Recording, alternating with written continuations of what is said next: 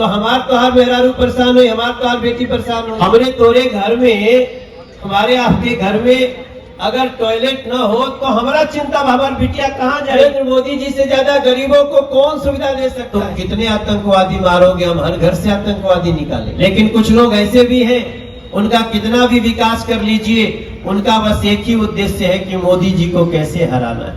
देखो भैया, मेरी बहने, ये चुनाव देश के भविष्य का चुनाव है। ये चुनाव में न तो मुख्यमंत्री का चुनाव है, न तो पार्षद और मेयर का चुनाव है। ये चुनाव है कि देश का प्रधानमंत्री कौन बनेगा।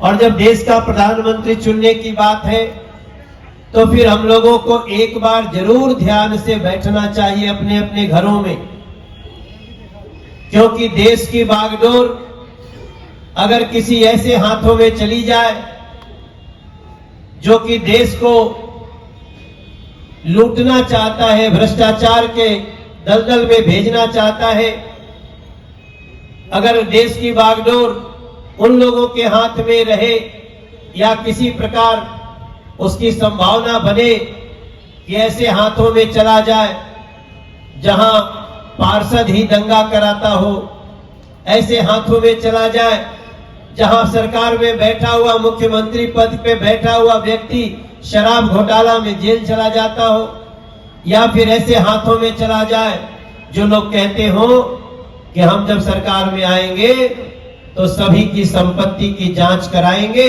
और उनकी संपत्ति को माइनॉरिटीज में यानी मुसलमान भाई बहनों में बराबर बराबर बांट देंगे। इसलिए इस चुनाव को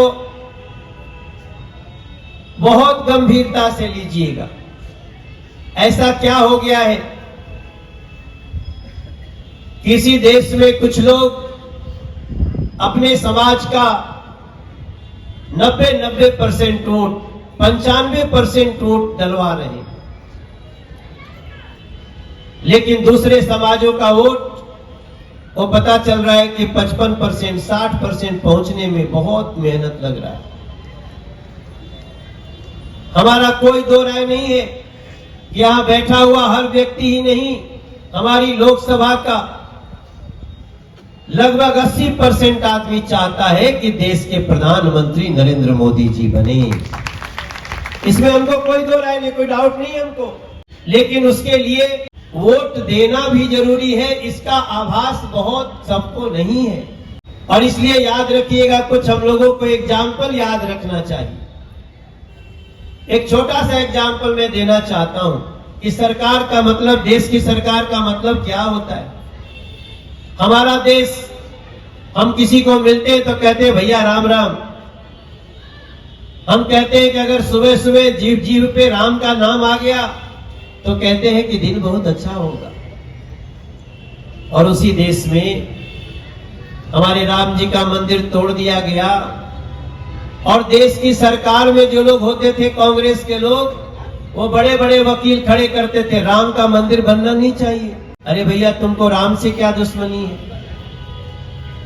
अगर आज इस एग्जाम्पल को हम नहीं देखेंगे तो फिर हम अपने आने वाले बच्चों के भविष्य के लिए, अपने देश के भविष्य के लिए हम स्वयं थोड़ी सी बाधा खड़ी कर दें।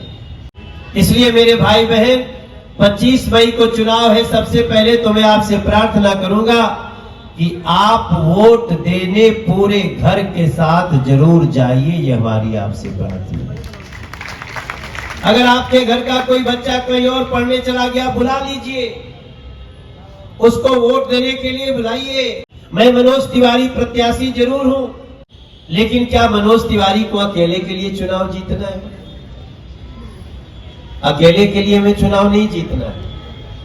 हमें चुनाव जीतना है इस देश के प्रत्येक उस नागरिक के लिए जो देश को सुरक्षित देखना चाहता है, जो देश के प्रत्येक लोगों को समान रूप से सुविधाएं मिलना देखना चाहता है, जो देश में चाहता है कि सबका साथ सबका विकास हो। लेकिन कुछ लोग ऐसे भी हैं, उनका कितना भी विकास कर लीजिए, उनका बस एक ही उद्देश्य है कि मोदी जी को कैसे हराना है। तो इसका जवाब कौन देगा? अभी आजकल एक छोटी सी कहानी आजकल बड़ी चर्चा में आई है आप जानते हैं 1947 में देश हमारा टुकड़े टुकड़े हो गया था। हमारा देश आजाद जरूर हुआ, लेकिन देश टुकड़े टुकड़े हो गया। देश के एक टुकड़े को नाम दिया गया पाकिस्तान, एक टुकड़े को नाम दिया गया बांग्लादेश। पहले पाकिस्तान बना, फिर बांग्लादेश बना। और आज भी कुछ लोग ऐसे हैं इस समाज में जो कहते हैं अच्छा चिंता मत करो, भारत तेरे फिर से टुकड़े टुकड़े होंगे। और ऐसा कहने वाले लोग हमारे यहाँ प्रत्याशी बन के आ जाते हैं। वो ज्यादा दूर नहीं है, वो हमारे आपके बीच में आम आदमी पार्टी की ताकत से, कांग्रेस की ताकत से आपका और हमारा वोट पाने की उम्मीद रख रहे हैं। और वो कहते क्या है, हमारा देश ने, हमारे क्षेत्र ने बहुत बड़ा दंगा देखा, जिस दंगे को याद करके आज भी रोआ सिहर जाता है।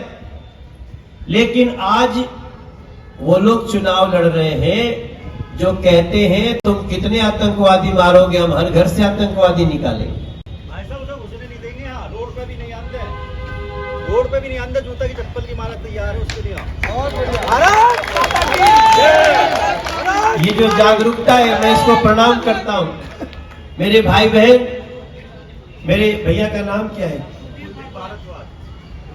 कुलदीप भारद्वाज। इनके लिए ताली बजनी चाहिए। ये कह रहे हैं मनोज भैया तुम इस चिंता से चिंतित मत हो, मेरे हर भाई बहन इसी तरह से खड़ा होना है, इसी तरह से उनको सजग रहना है, सतर्क रहना है। नरेंद्र मोदी जी से ज्यादा हाईवे कौन बना सकता है? कोई बनाया आज तक? नरेंद्र मोदी जी से ज्यादा गरीबों को कौन सुविधा दे सकता है? बताइए, 13 करोड़ आदमी अपने घर में टॉयलेट बनाना किसकी जिम्मेदारी है? अपने घर की जिम्मेदारी। अगर हमारे घर में, आपके घर में टॉयलेट ना हुई तो हमार तो हर मेहरारू परेशान हुई, हमार तो हर बेटी परेशान हुई। दीदी हम गलत कह रहे हैं। हमरे तोरे घर में, हमारे आपके घर में अगर टॉयलेट ना हो तो हमारा चिंता, हमारी बिटिया कहाँ जाएगी, हमारी पत्नी कहाँ जाएगी, हमारी मेहरारू, पत्नी मतलब मेहरारू भोजपुरी में। मैं कुछ गलत तो नहीं बोला है? वाले भी हैं जी। अब सबसे बड़ी समस्या है कि, सबसे बड़ी खुशी की बात है कि ये चिंता हमको करनी थी और देश के प्रधानमंत्री ने कहा तुम चिंता मत करो, 13 करोड़ घरों में पहली बार टॉयलेट बना के दे दिया। क्योंकि आपकी बहन बेटी की वो चिंता कर रहे हैं। न जाने कितने ऐसे लोग हैं जिनके घर में, यहां मैं गुजर समाज के लोगों में भी देखता हूं, दूध दही अपने घर में होता है और हमारी माताएं बहनें जब दूध से दही बनाने का प्रोसेस करती हैं तो जो धुआं निकलता था उससे पूरा घर काला हो जाता था। होता था कि नहीं? हमारे घर में तो ऐसा होता था।